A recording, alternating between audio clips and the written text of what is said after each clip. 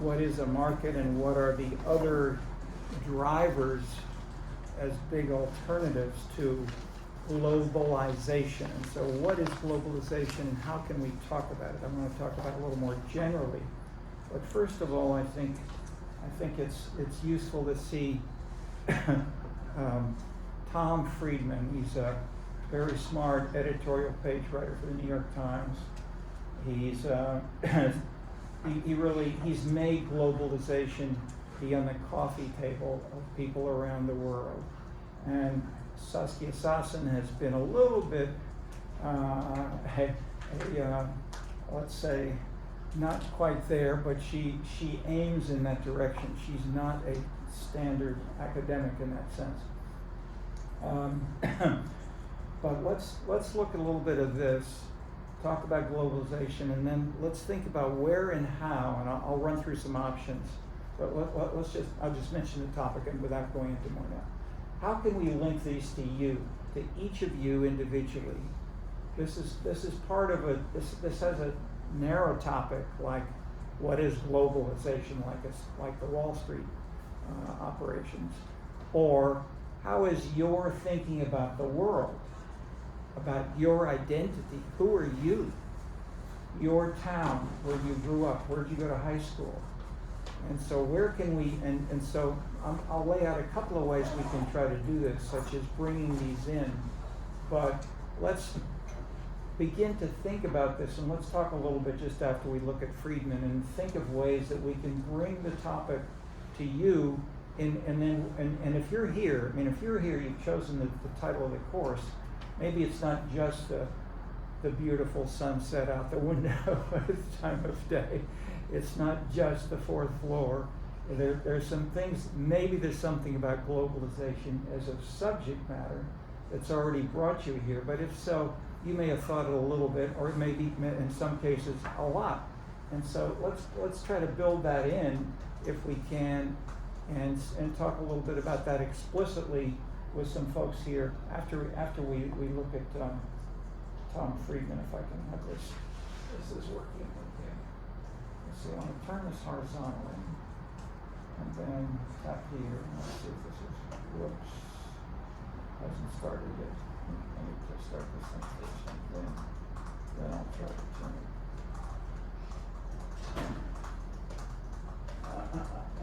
Maybe we don't have, no, we're in Google. We want to be YouTube app. There we go. Okay.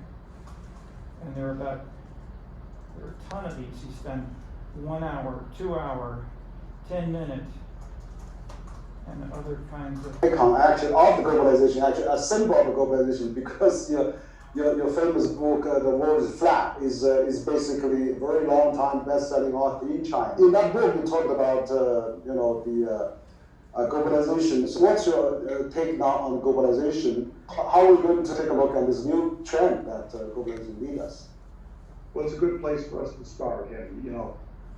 Whenever I do webinars like this, often the first question people have is the world still flat? And I always start to laugh a little, because I say, wait a minute, I'm sitting in my office in Bethesda, Maryland.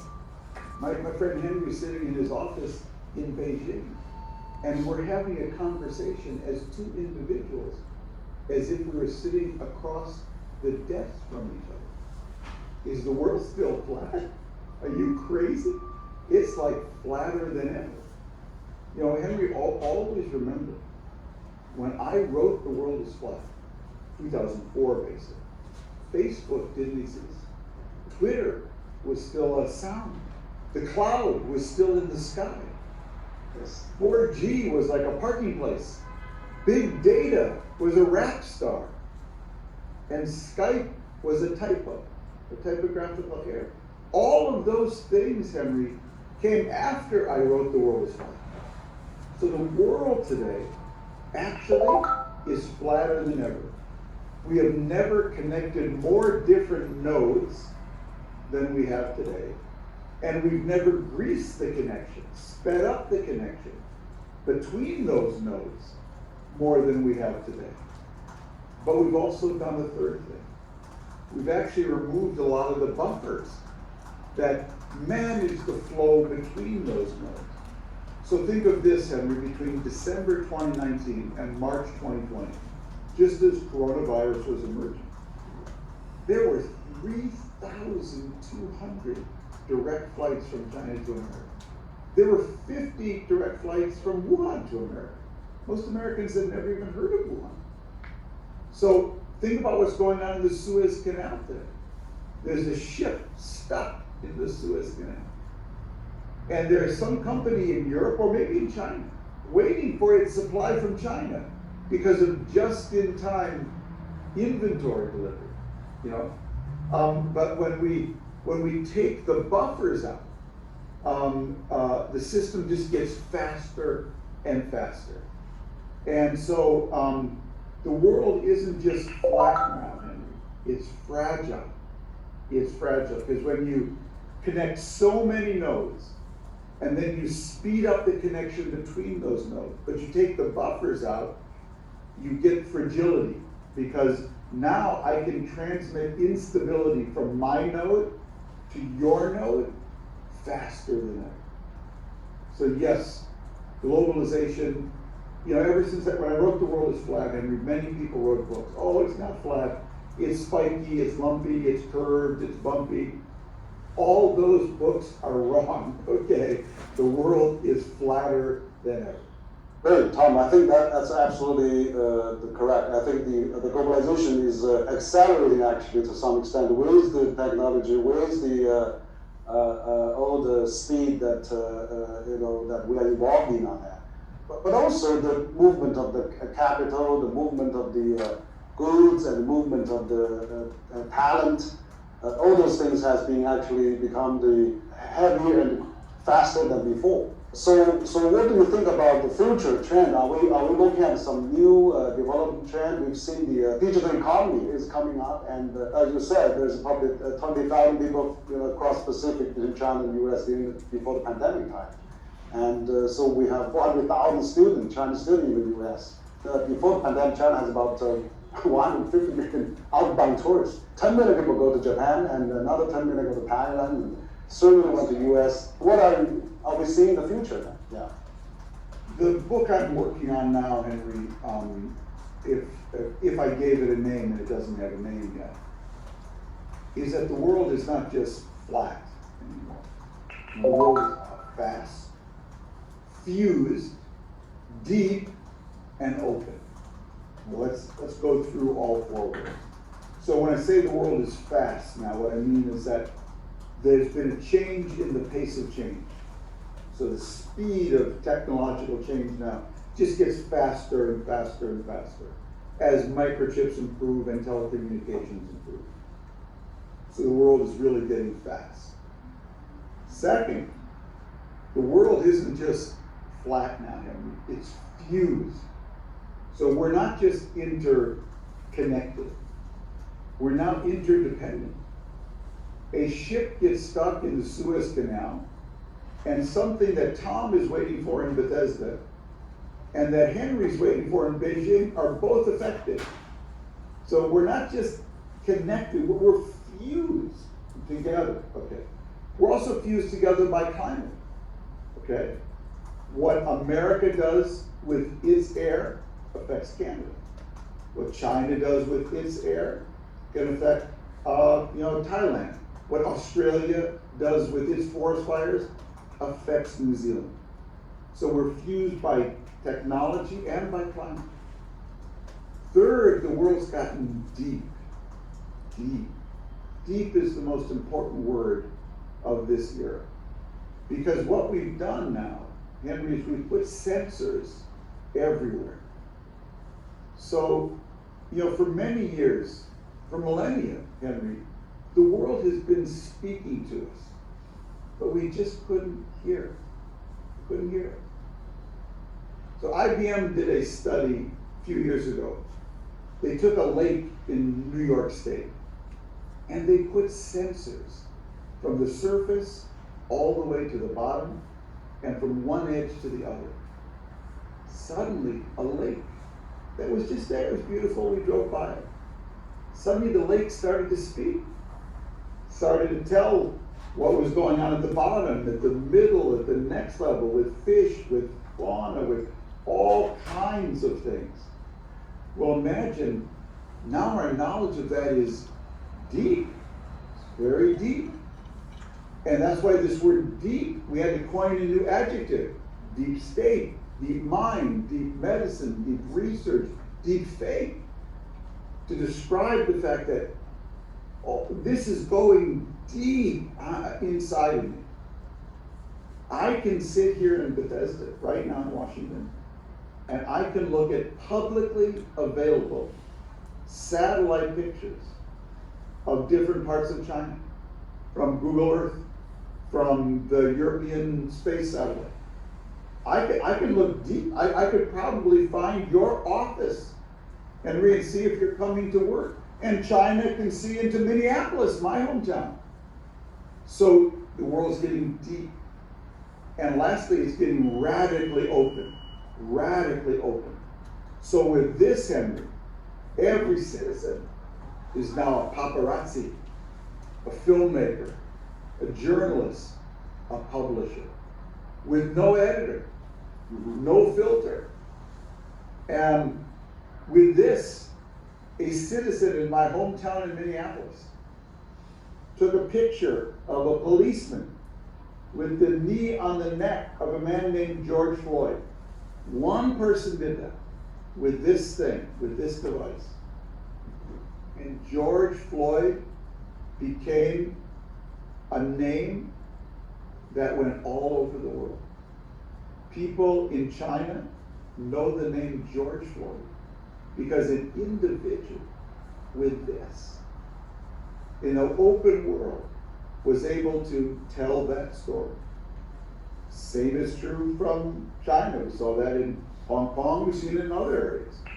So the world is getting fast, fused, deep, and open. And that is the central governing challenge today. How do you govern a world that's that fast, fused, deep, and open? That is our challenge. Yes, great, Tom. I think that you are now thinking something deeper and open and fast. And the new trend you've been catching that for the next phase of globalization. I think it's no longer just flat, but we have many more layers on that now. I think you pose a very profound question: is that the system that we've been built up, we've been based on the past centuries, or even based on the Bretton Woods system that built up after Second World War. Are we to cope with this, all those new challenges now? I mean, the world is really getting so fascinating and so changeable, and the system needs to how to react. After Second War, we have this new system built up. Now we have this pandemic, which I think it poses enormous challenge for us for how to respect nature. Are we going to have more buffers, as you said last time in our November conference? I know that you studied the financial crisis on that respect, SARS, and now we have this COVID. So what's next? I'm glad to see that President Biden now comes up. The first bill he signed, his order he signs to come back to the Paris Climate Change Accord, and he actually interviewed President Biden before he took office. So what do you think about this new buffers that actually we're trying to build, and or maybe are we losing that because the global government is falling behind now? When the world gets this fast, fused, deep, and open, Henry, there's only one way to govern it effectively, both at the national level, the local level, and the international level. And that's with what I call complex, adaptive coalitions. Complex, adaptive coalitions. So I take that term actually from nature. See, I think a fast, fused, deep, and open world is like a big climate change. The world's going through a big change in our climate, not just the climate of the climate, but the climate of everything, of technology, of globalization, etc. And in nature, when an ecosystem goes through a climate change, which ecosystems thrive, survive?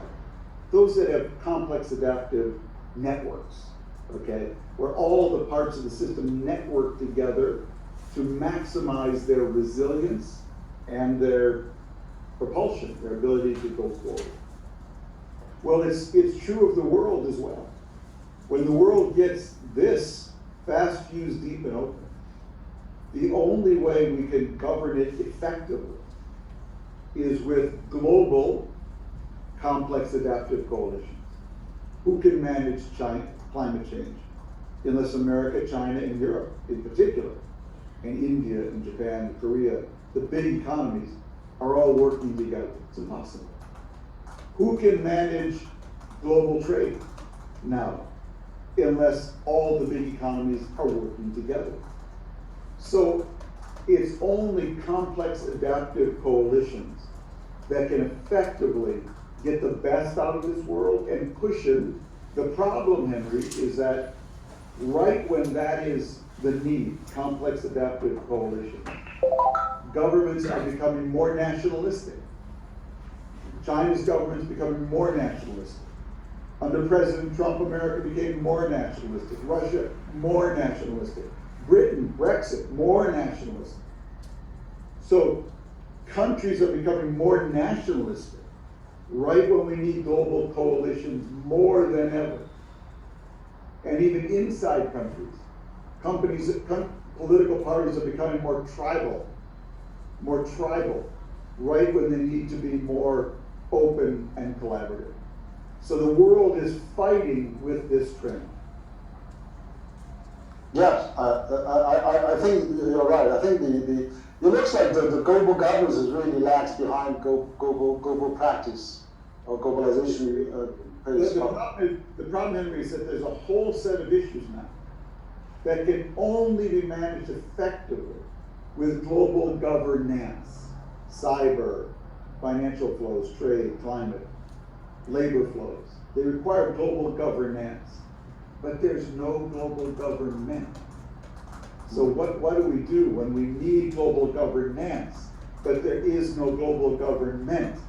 Okay, we have this problem. And when US, China, the two biggest countries, then start fighting in the middle, the situation gets even worse.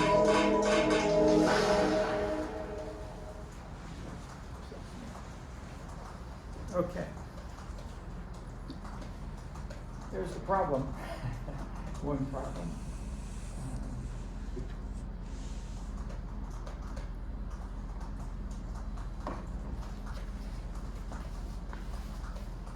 Any 2-3 minutes just on Friedman and what he said? Any reactions to anybody? Questions or whatever? This is a lot simpler. He adds more variables and he's stressing much more governance and government than he did in the book With a World That's Flat. And it has changed, but that's good. That is the Sasson book doesn't even mention governance or government or politics or culture at all. He does a little bit, but he still plays these way down. Doesn't try to go into them in any specifics. But questions, comments beyond that for just a couple of minutes. What we just heard.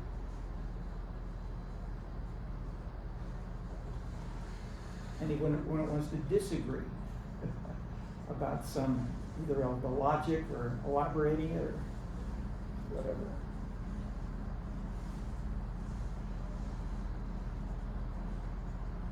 Yes. I think it was interesting to see his modern take on his own book that he had published in 2004 and sort of see him address a lot of the things that we're grappling with here. Kind of like how you opened the class with like applying it to our own lives. And so I thought that was like a really nice bridge. And so I was actually wondering what his own proposal for global governments would be before the video cut out. I was interested in hearing that. He hasn't really, I mean, the most of his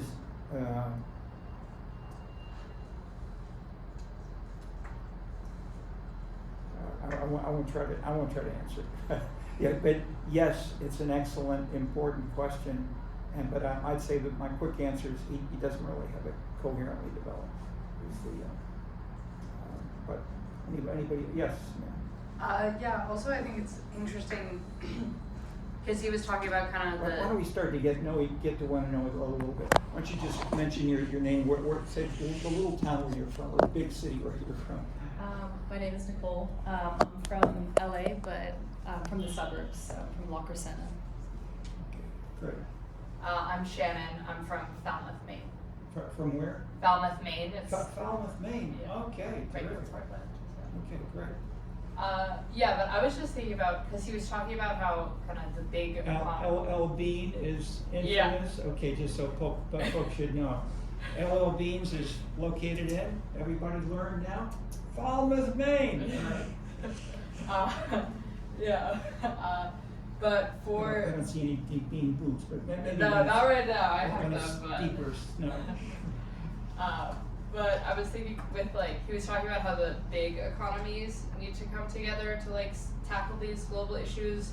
But I know in a lot of different classes I've talked about that are talking about international relations. There's a lot of conversation about how do we incorporate and make sure it's not just the great powers that are dominating everything, and different especially global South countries or other countries have say and have influence. So I'd be interested to hear if he has a perspective on how to kind of balance that power dynamic that has existed in international politics. Okay, great. I would add as a footnote, IR is one of the least, to be frank, I would say, one of the least scientific subfields in the social sciences. Lots of personality, lots of ideology, and it's a very simplified theory. I mean, the leading theorist is right here, John Mearsheimer, and IR is explained by the economy, the military number of tanks you have, geographic proximity, and then he's added after 10 or 20 years of mentioning nationalism, but not adding any specific content beyond that kind of thing. I mean, that's sparse. Even though he knows, I mean, he's published a separate book, for example, on Israeli lobbying. None of that fits for those four activities. He has a book. He's a major expert on Israeli lobbying in Washington D.C. It is international, but it doesn't fit with those dimensions. I'm just pointing to that many people who work from fields and disciplines, economics is in that sense is a strong, highly developed core set of models of markets and then in other fields of the world, Marxism, other kinds of things. But IR, in that sense, what we need with globalization is sorely lacking. Okay. Other comments or thoughts on that? Yes, sir. I go by John. I'm from São Domingos, Brazil, but I grew up. So somewhere? São Domingos in Brazil, but I also grew up in São Paulo. So Okay. São Domingos is very small. São Paulo is bigger than New York, so I have kind of both experiences. And I was thinking about the same. This weekend I went to this conference here in Chicago about religion and ethics, and one of the presentations that I heard was about how climate change is rapidly changing, and for me it was very surprising to see a paper on climate change in a religious conference. But the whole point of the paper was to explain how religions actually should worry about climate change from the perspective of governments, especially countries that are very religious, and how that could actually be used from the perspective of governments as a tool to think about climate change. But what I didn't like about the presentation was and it has not really nothing to do with the class, but I'll make my point, was that they kind of analyzed countries and economies from a singular perspective. If all the world believed in this one religion, which for me didn't really make a lot of sense. And that's when I kind of thought of Wallerstein again, and also Bloch, because I was thinking how climate change is actually very limited in terms of the system itself and how the system operates based on these chains, you know, and how in order to operate we actually need to be very fast, and how like it's kind of difficult to create like a global governance when, you know, we cannot really create a global government, at least from my perspective, based on what I've read so far, not under the way things are operating right now. So I was also thinking about the same, and I think that's very interesting. Okay, good points all.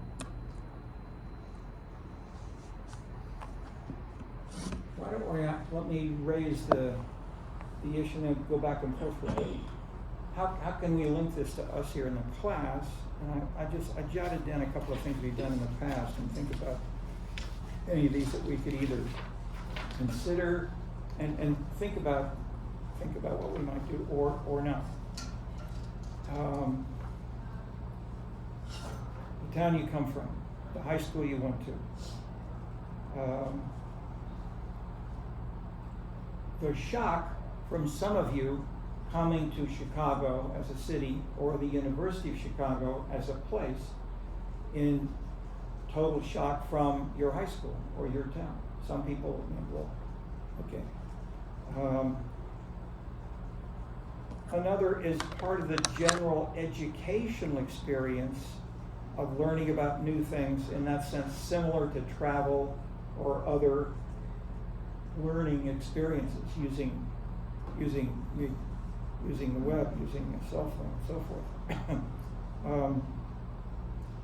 In that sense, we're doing both professional analysis here about markets, etc., but we're also, by virtue of considering multiple, often competing or conflicting perspectives, leads you to say, maybe what is truth? You know, what is evidence? Do we need a logical enough statement that we can test it in any way, or we just have nothing but rhetoric? Or, not to criticize rhetoric, which has its own rules.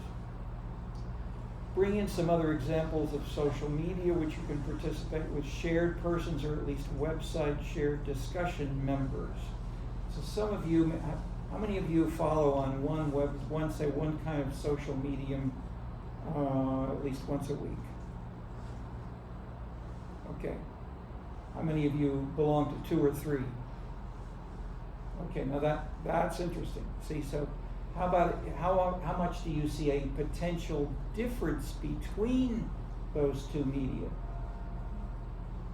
Never? I mean, that's an important follow-up question. That is, are you choosing 3 social media that say the same thing, or that openly conflict? Okay, looking for that, and then where and how those may then connect or not connect with what your parents say, you heard in high school, or you heard in your dormitory here, or in different classes. That is, you can there's some people live in and try to be and create situations where they're seeing different things all around them all the time, whereas others want to hear like a more integrated, intellectually, culturally, emotionally connected family kind of situation. I said I would use China, France, and the U.S. as different countries because they each have something very important and different about them with each other. This is interesting alone and in conjunction with the other thing. So another is look for strong deviant cases, not just average. Let's look at Berkeley. Let's look at Falmouth, Maine. Let's look at Rome, or having both a big city and a small town in Brazil. That's great. Yeah, anybody else not from the U.S.? They did grow up. Okay, where did you grow up? I'm from Taipei, Taiwan. Uh-huh. Yeah. Okay, great. And we have, why don't we let you introduce yourself more generally, please. All right. Well, hi, everyone. I'm Jessica. I come from South Bay, Michigan, which is just a little bit south of Detroit. Okay. And I came to Chicago basically at the start of the past academic quarter, so I'm pretty new here. Is there Okay. anything else you want me to say? No, that's good. That's good. Well, let's think of ways in which we can classify yourselves, or how we can bring different perspectives to the this discussion.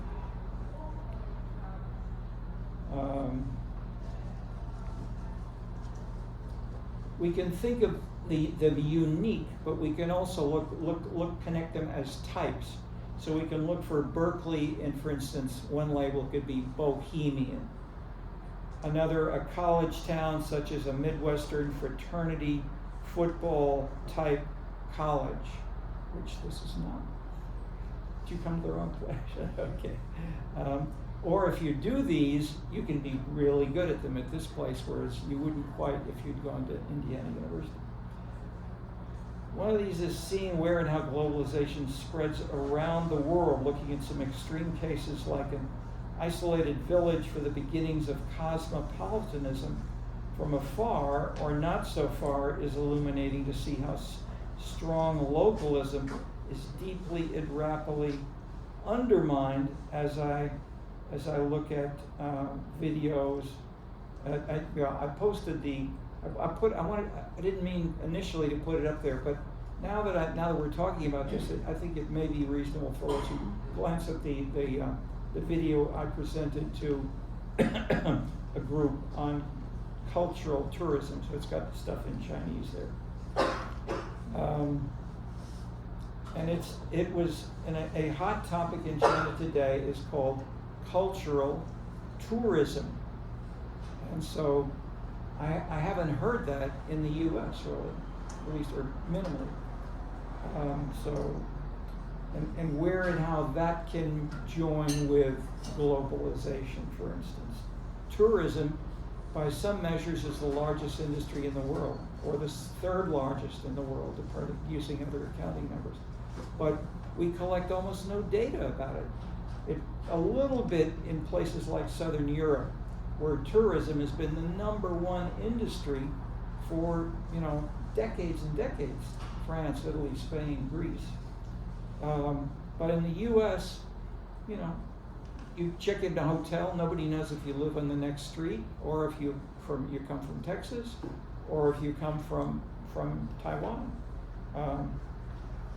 So we have, and the census similarly, we don't have any data. So in what I mentioned in the cultural tourism video is there are 3 Chinese studies, and to illustrate scenes analysis in China and creative, interesting ideas, global. And one of these is rural-urban changes, and show that what was a rural, traditional Chinese village 20 years ago, people were, as they did 100 years ago, they play mahjong in the central square. There may be 50 people who live there. The men may be bowling. The women may be chatting with each other. And in the last 10 years, they've moved over to Suffolk. They don't go to this public square anymore, or many fewer. Instead, they, on their own phones, or before they had them for 10 years, 6 years, they would go to the local public library, and they would then access videos. That is, instead of having lots and lots of copies of Mao in a little red book, you've got access to all kinds of stuff. Maybe not everything, but still a lot more than in the past. And similarly, the connections in showing what you're growing in your garden and which may be for sale, you can show to other people who may be buying from you or selling or other things, that these are now doing some of the kinds of things that pointing to by Tom Friedman. How much is this changing their views of the world? That's a hard question, and that's what they and we are trying to follow up in with methods for doing so. How can we bring these into the classroom and discuss these points through the course? Among other things, we've talked about political cultures, and for a couple of years we would bring in Donald Trump when nobody had heard of him. Hillary Clinton, who we'd heard about, and everybody said, oh, she's going to be the next president, almost. Black Lives Matter, and the police and related urban dynamics. And ISIS, a Middle Eastern radical organization that's coming back again with a little bit of some murders around here. Another way is to talk about the framing links with one person strongly committed to one of these and who knows a lot about one of those, and then try to say, okay, here's the idea of the market. Where does the idea of the market work if you're Donald Trump, or if you're Hillary Clinton, or if you're Black Lives Matter, or if you're... So if you take the same concept and say, these are 4 different ways of looking at the same thing. Seeing and putting on different eyeglasses and being able to do that is part of becoming more cosmopolitan and sophisticated about ourselves. And I'd make the general statement that this has happened as with Friedman, but I would add, I'd go way beyond. He still has a technological focus. I would add, I wouldn't disagree, but would simply say, and the way people think about themselves, their friends, their family, etc., etc. Another way which does that much more explicitly, which we pointed to in some of the earlier books, first in the New Political Culture, we talk about that book, but then in later in other things, women, feminists, gays, lesbians, bisexuals, blacks or African Americans, race more generally, and could be added at least national origin and ethnic background as an active treatment of immigrants and immediate policy subjects and topics right now in Chicago, fighting with the governor of Texas on lawsuits and so forth. So immigrants have been the number one source of political conflict for the last couple of decades in Europe.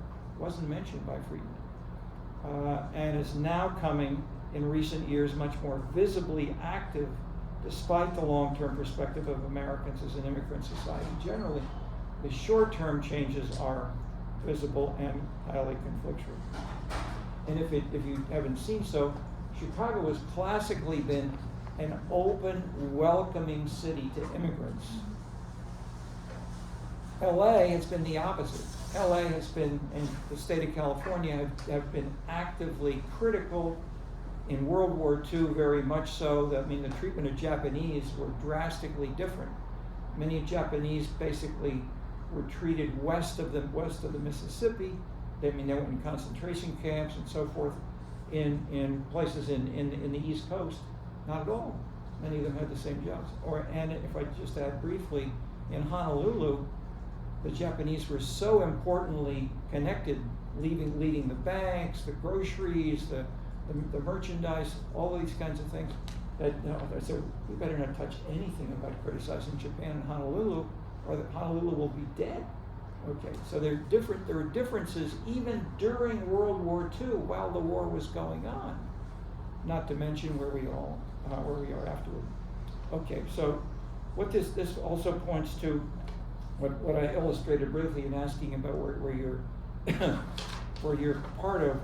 Robert Merton, sociologist, talked about cross-cutting status sets. If you have multiple statuses such as mother, aunt, brother, bicycle rider, these are statuses. And if you have cross-cutting status sets, they may be overlapping in identity and feelings and what you feel and do. But if they're conflicting in your statuses, which you've even chosen to or haven't left, then that can lead to things like split personality, polar. A basic idea is the often framed in psychological energy, which may be diffused instead of being spread among organizations. Or put differently, it may be that you may have peace within a country if you have people belonging to many different organizations like these, but you may be united if there's a war. And so people then say, social psychologists say, you know, we haven't had any good development in the study of social psychology as a field because we need another good war.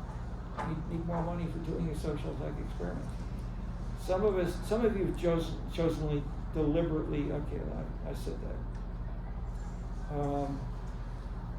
Then let me add, I spent about 10, 15 years really studying community power. That was my main topic. It had nothing to do with the arts, nothing to do with scenes, nothing to do with globalization.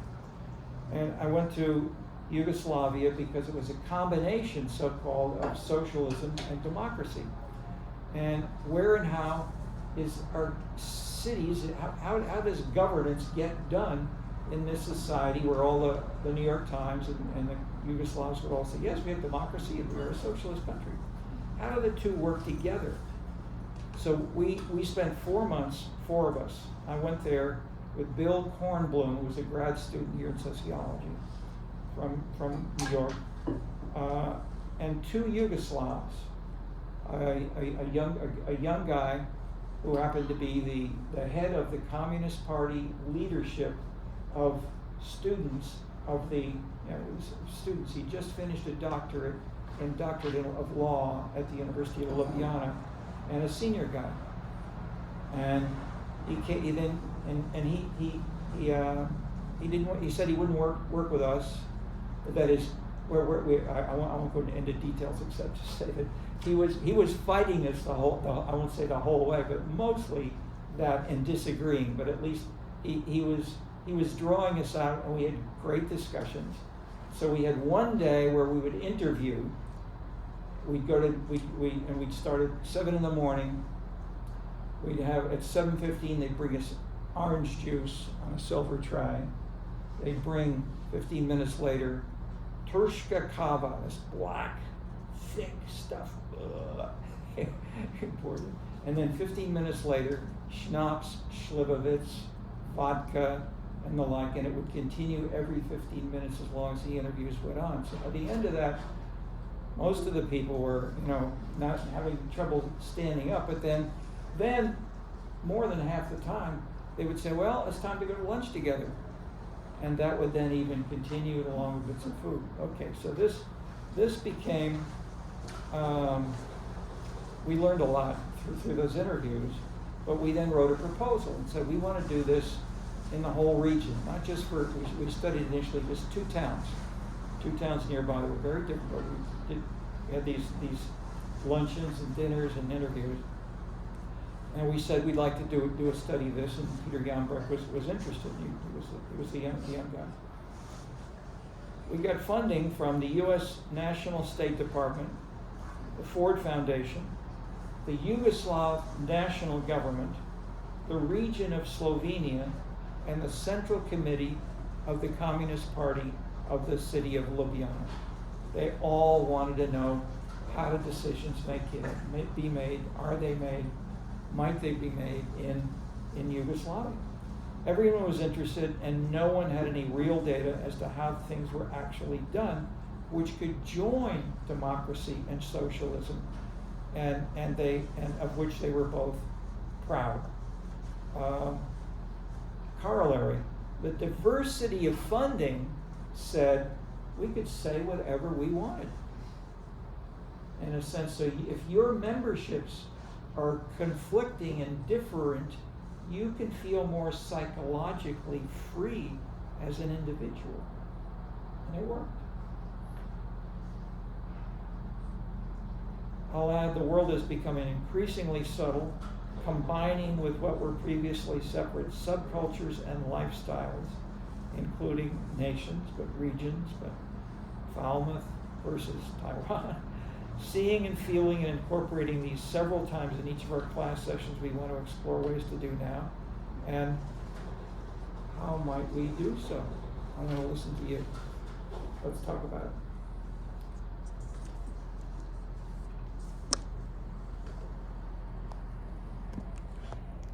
I would rather, where I can try to do this. Now I've done all these things a little bit. Has anybody got a better or a different idea in addition to these about how to engage you in ways that would be in addition to the readings.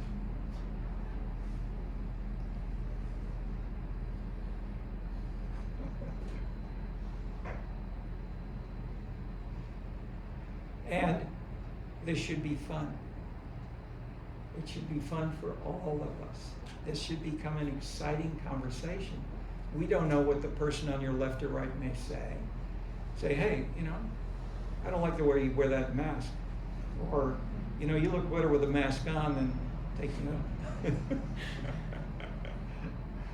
off. Or maybe you can come in with a. I was in the Rome airport once. There was a young lady who had a neon heart-shaped thing that went on and off. Walking through the airport. Haven't seen one since. You could have a mask like that if you want. What did the heart thing turn out to be? Did you ask her what the heart was? No. I didn't talk to her, to be frank. What should I have asked her? What is that? Okay. I guess no, I won't elaborate. Your hand was up. Go ahead. I was just gonna say I thought the video was interesting. I enjoyed watching it, and then I think it's a good way to start. Which one, with Friedman or mine? Friedman. And then we can, okay. I think that's a good way to start a discussion from a video or more videos. Okay. Great. Why don't the two of you mention where you're from? I'm from Bay Area, California. Tell us a little more precisely. Oh, Los Altos Hills. Los Altos. Tell us where Los Altos is. It's like 10 minutes from Stanford if you go straight. North or south? South? I don't know. South of Stanford. Yeah. Okay. I'm from Westfield, New Jersey. It's like 20 minutes west of Newark. Okay. Just in the suburb. Okay. Terrific. Like with the video, he was talking about how he's like, I think in the beginning he mentioned how he's like, globalization is now more of a coffee table conversation topic than it used to be, and I feel like his book is kind of emblematic of that compared to Sassan's, where that was more like high register, like intellectual. Compared to what? Sassan's book. Oh, Sassan. Okay. Sassan, sorry. Okay. His was much more readable and like interesting to read. I feel like I had a lot more fun reading it just because the way he he had like about a bunch of anecdotal stories that he brought in about the anecdotes are terrific. Yeah. That's why we want to read it. Yeah, about like the Zippies and like the Chinese version of Zippies too. Was it Zippies or something else? I think it's Zippies.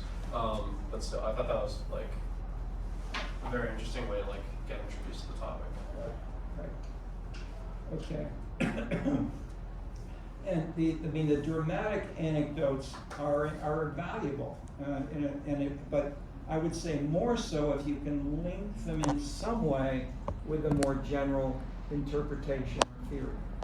And he says in an earlier book of his, there's no such thing as theory as, I think he even says in any field, including physics. So in that sense, he really is a journalist. Let's say an intellectual anarchist in that sense. You can be there all kinds of say, so whatever. But how might we bring? If nothing else, we could try these out a little more. But if you have thoughts of how we might even, if you want to pose a question like, how did I ask the woman in the Rome airport,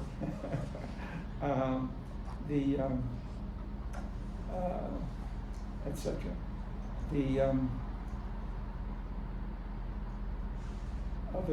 Other questions, comments? Yes, ma'am. With regards to the reading list, is there a way that you would like us to partition it or prioritize certain readings, or should we just have them all covered so that both of our class discussions are just kind of on any which one? You mean in terms of the Monday or the Wednesday, or that is, I'd say my effort to answer that is mainly with the stars. So they have 3 stars, 2 stars, 1 stars, no stars, and then we're the ones we say are extra. Extra means scan through it quickly. But some of you, if you're really working in one of these areas, maybe really work much more actively, in which case, terrific.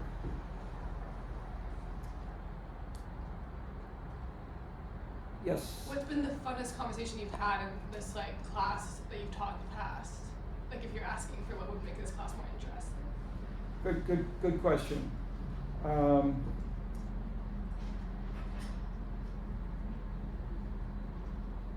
I would say the thing which, in a sense, ISIS was so wild and extreme, nobody was really seriously using it. The others were more actively, like Hillary Clinton, more or less everybody knew.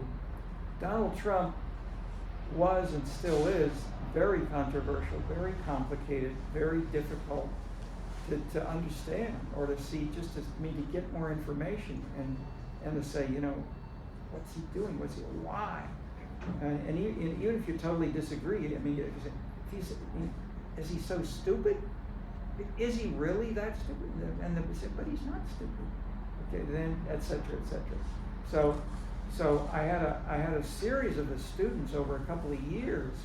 I think there were 6 students, and we started to write a paper together on Donald Trump, and we presented it 3 times over 3 years at political science professional meetings. But the problem was, each of these students were very smart. They were mostly political science majors, and they were almost all going off to law school. And as soon as they started law school, they stopped writing about political science. Okay.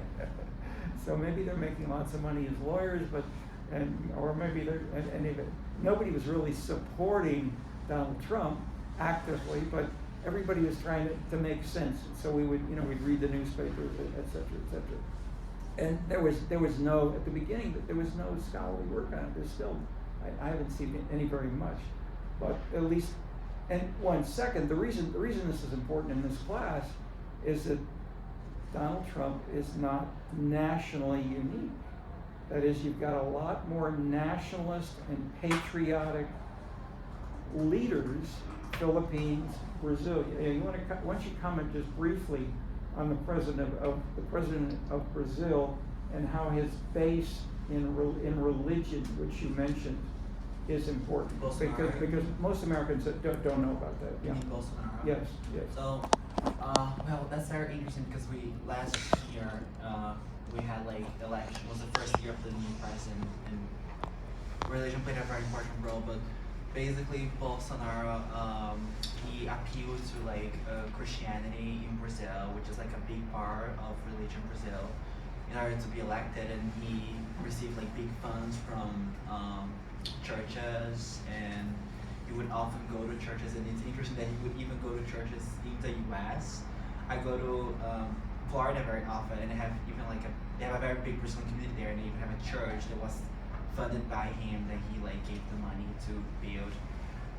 And for me, it was very interesting to see how he would just use that idea of religion, but not really go in depth into actually using whatever the religion was trying to defend, but just trying to say I support you and be very extremist.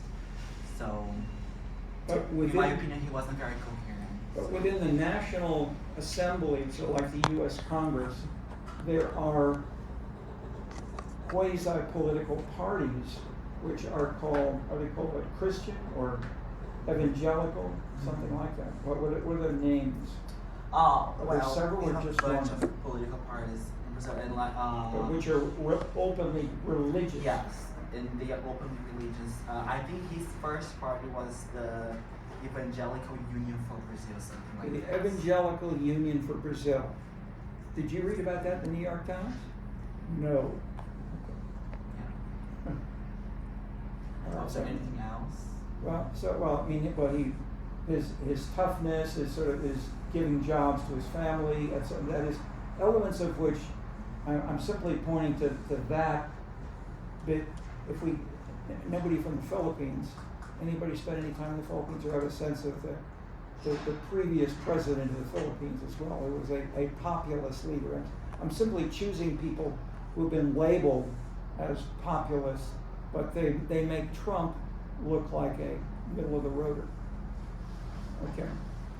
So these are not things to be ignored. Okay.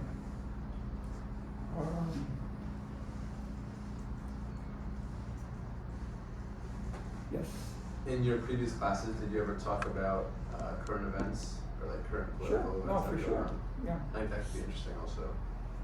Yeah, that is, I try to do so where I can bring something new, if I know anything about it. I mean, if I even don't know as much as the journalist, then I can listen to you folks, but I won't try to say anything significant, because I know I don't. That is, I'll tend to be frank and truthful about I don't know. I say I don't know honestly more than some of my colleagues who never say.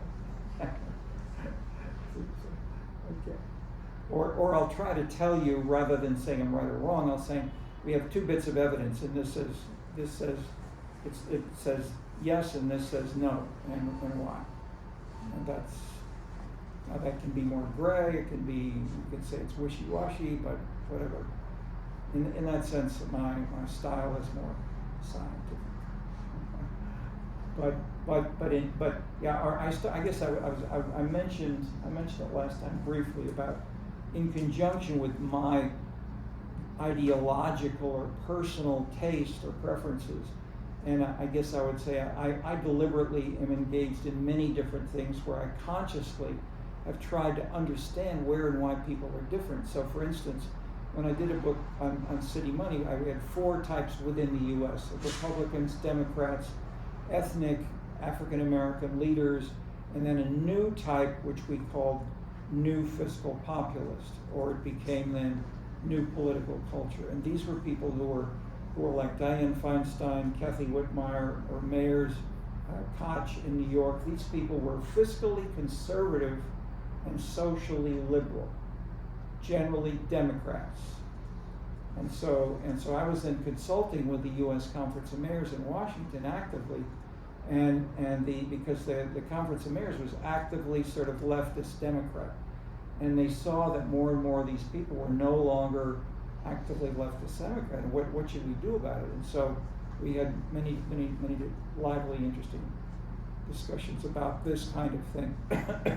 But I guess my point was, I tried to work or consult with actively each of these 4. That is not just to give you the 4 labels, but how does a Republican, a strong Republican, do this in Southern California, in San Diego, where Pete Wilson later became the governor of California, versus the mayor of Boston, who was a Democrat. So when they had the Proposition 13 in San Diego, they said, of course, we've been trying to do the same thing for the whole state, even though 66% finally of the citizens said yes, but everybody else was against San Diego. Boston was the opposite. The citizens of Massachusetts passed roughly the same kind of thing. They cut property taxes by maybe 60% of citizens said cut. The mayor of Boston said the citizens don't really understand. And so we're going to the Commonwealth, the state government, asking us to be loaned a year's budget at a time so that we don't have to cut back anything.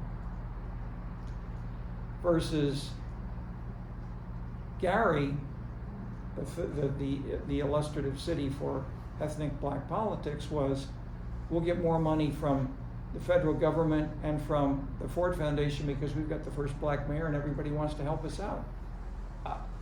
And the fourth then was Pete Flaherty was the mayor of Pittsburgh, and that was the complicated one. So I said to a class like this, who wants to go to Pittsburgh and really figure out, how are they doing this? How do they make policies when you've got these 2 ostensibly conflicting dimensions? Nobody wanted to study. Nobody was good to go. So I went myself, and I spent a good couple of weeks in Pittsburgh, and I learned, and I've changed a whole lot of things which other people have ignored for 20 years. I'm 20 years ahead of most political scientists. Yes. Where did you start? Where did I start? Yeah, with a complicated issue like that, where do you start? With Pittsburgh, you mean? So starting with people who I had, who I felt who could talk to me. That is, I hadn't thought of this in advance. I just said I'm going to go to Pittsburgh. But then I said, do I know anybody? Do I know anybody in Pittsburgh? And I thought about it, and I realized there's a guy who I'd known, sort of a fun person I'd known. It was a friend of a friend, and we'd done things together. He'd gone to Haverford College. He'd gone to the University of Chicago Law School. He'd worked for U.S. Steel in Gary, Hammond. Then he worked for the headquarters of U.S. Steel in Pittsburgh. And then Flaherty was elected mayor, and he hired this guy as chief of staff. So he was then working as chief of staff at the time when I was visiting in Pittsburgh. And I said, hey, this is a perfect informant. I didn't even know that he was in Pittsburgh. I don't remember how I found. Maybe I read in the newspaper. His chief of staff said. I said, "Hey, I know that guy." So I showed up, and so I spent a whole lot of time with him because he'd take me to meetings, he'd talk to me, he'd give me books, give me newspapers, etc. Then he'd say, you really ought to talk to him and him and him and him, and you'll get a perspective.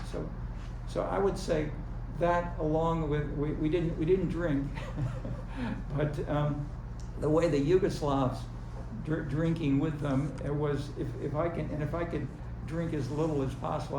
I don't drink it. My stomach got ruined by 2 years of two big experiences like that. The other was in Africa, and so since then I've had no coffee, no tea, no alcohol, no drugs for the rest of my life. So whatever. So it's the alcohol can be useful, but be careful. So I would say I would start with dive in, get all the information in whatever way you can, and then see what seems to be paying off well. So I mentioned Peter Jambrecht, for instance. He was basically a grad student. I mean, the young Yugoslav he was fighting with us, but even he went. But just to follow up on that, and with Pittsburgh. He then went back to his job teaching at the university at the law school, and it was illegal to in any way question or challenge the government or the Constitution. Whereas he wrote with a colleague there, they wrote an entirely new Constitution. If we throw out this whole system which isn't working, we'll have a new Constitution about how to. And this was one of the multiple republics of Yugoslavia. We'll abolish the state of Yugoslavia, and we'll have a new one. So about 5 years later was the end. That was the Berlin Wall, and that was the end of and Yugoslavia basically opened its doors to total change. He brought out his constitution. It was basically adopted, and he became the president of basically what was the Supreme Court for about 20 years. And after that, he was appointed to one of the chief justices in the European Union for about 10 more years, and then he's continuing, and now he writes books about this stuff. So he was a fantastic. His PhD, he did his PhD faster than any other PhD student I've ever heard of at the University of Chicago, in 2.5 years, beginning to end. Okay. So,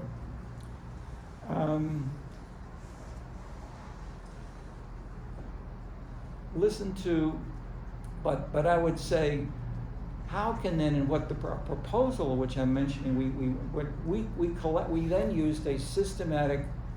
What we were doing in those interviews as people were drinking with us was, how can we ask who's making decisions and how and why?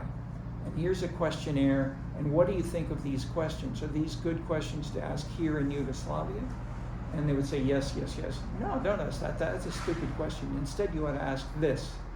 So we then change the questionnaire as well as keep the old ones so we compare the two. So we're building a way of systematically collecting data we could compare across the cities and internationally. So because we'd already used the questionnaire in a national sample of 63 American cities. So my quick answer is try multiple methods because every method has its own limitations, but you can learn from them all, including eating, drinking, talking, and watching. Okay. Is standardizing that information difficult then, if you have to adjust it based on the culture that you're dealing with? Especially when you're collecting absolutely. data? No, that's very, very hard. Yeah. So and how to do that is, I mean, for instance, if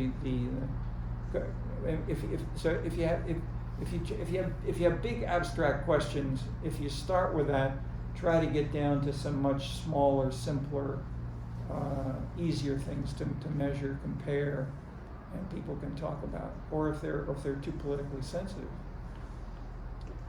So when clientelism, call it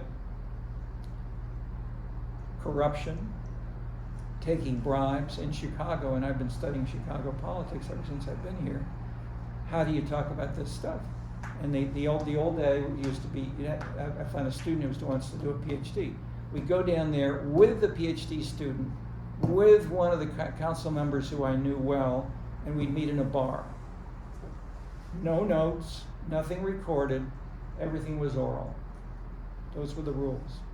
And then maybe he would start to say something, and he might then help you do something else. But if he didn't get a sense of trust or responsiveness, he'd drop the student. So, on the other hand, I won't. I'm simply saying all of these can work, but it depends on what how you can handle in ways that will be reasonable. And so, many people say you can't study corruption or clientelism at all. So, and once you mention your MA thesis, as we've talked about, it's a sensitive topic, which is close to this. You want to just mention your topic to the others? Yeah, my MA thesis is about grain dealers from the Reconstruction era to sort of the beginning of the Great Depression, and their sort of influence in the politics of futures and hedging. And legislation regarding those things, and also their influence in the foundation of the Chicago Board of Trade. So yeah, it's real sensitive, and there's a lot to do with trust and that sort of deal in those sorts of relationships. Okay. Yes. With that kind of like interviewing where it does have to be more informal, drinking, whatever, in a bar and no notes, how do you balance that like communality and like trust with like actual scientific, or not scientific, but like reliable data? Because obviously if you're drinking while interviewing, that seems like it could potentially pose a problem for like the like accuracy of data or like the trustworthiness of the information. So how do you like make sure you're balancing that when doing that type of interviewing? Try to do 2 or 3, and then compare the two. So we can once we finish, we could have the questionnaire. We could then give it, and that is the question. And then I guess we could relate it. How do you administer the questionnaire? So you can just send it in the mail, and then 20% or fewer American mayors will reply, maybe 10% or so, etc. Or some of them would say, now it has to be personally done in person, but in fact there are many comparisons that are made which have shown that often impersonal is often better. More, you can have people open up more than if you have a talk in their own home or in their own office. But beyond that, I won't try to go into subtleties of that, except to say more generally, I would say try out multiple methods and compare the results if you can do so. And then add an explicit concept which we can call measurement error, and then try to measure how much measurement, or let's say disparities. It may not be error, but there may be disparities depending on and then you can measure disparities based on the interviewer, or based on the person, or based on the questionnaire, and they all have different or that is pretest. But in a sense, we can call what we did with our drinking was pretesting. But serious pretesting. It can take longer than the survey to get. That is, you're building as well a holistic ethnographic sense of how the pieces fit together, and that was very important. And to have two of us who were foreigners and two of us who were local. So Peter Jambrecht took off. The senior guy went to jail. Okay. Did you bail him out? I would have if I could have.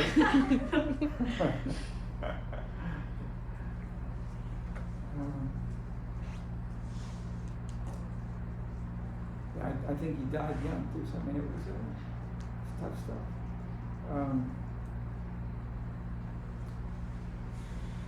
All right. Who has any questions on the readings that you've looked at for today? That is, we've had an exposure of one. We've had one comparison. As Saskia Sassen wasn't as much fun, but she's a bestseller compared to most academic books.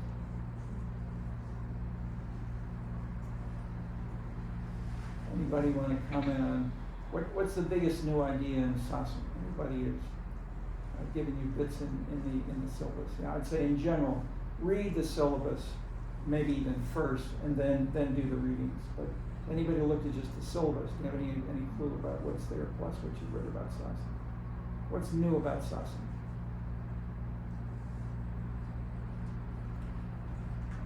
Yes. Well, something that I saw Sassen mention in the reading was Sassen explicitly puts their focus on the production sector as the driving force behind what they call the global city phenomena. And so while they point out that a lot of academics have studied corporations like the Apples or like the Starbucks or whatever corporation you want to study first, or like other international organizations like the IMF, they're focused on the financial sector, real estate. These very technologically advanced industries are, once they become a really key part of a city's economic system, then they can be considered a global city. And I wanted to contrast that with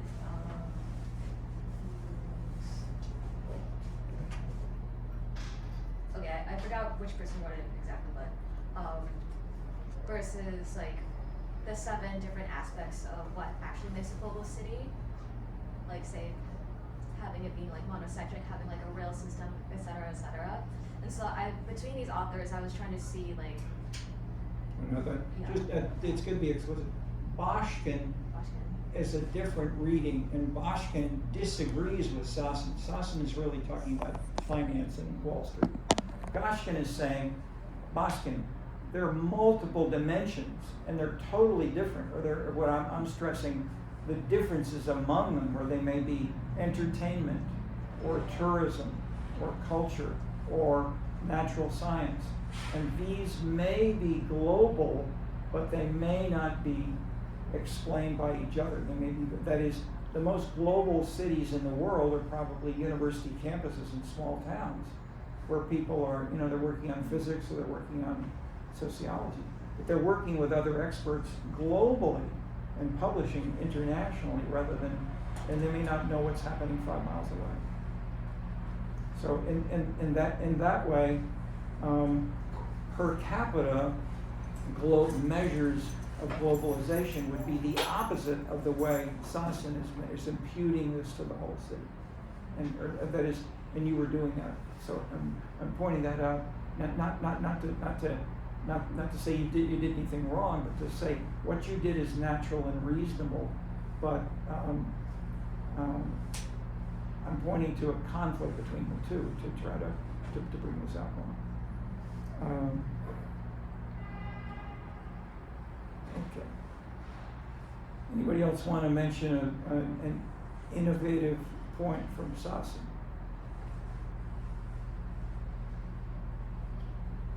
Okay. Let's take a look for that. Take a look at that for next time. At least you know that. I'd say look for that, and let's look at Boschkin that we've mentioned, and let's take off and think about some ways that we may try out exploring globalization that we can bring into the classroom. And if we think of and we can think of things as we go along. I mean, week by week, we may think, here's a new way of trying this, and let's give them a shot, and we'll go from there. Thank you, folks. Thank you. Yeah. Office hours right now. If anybody wants to talk further.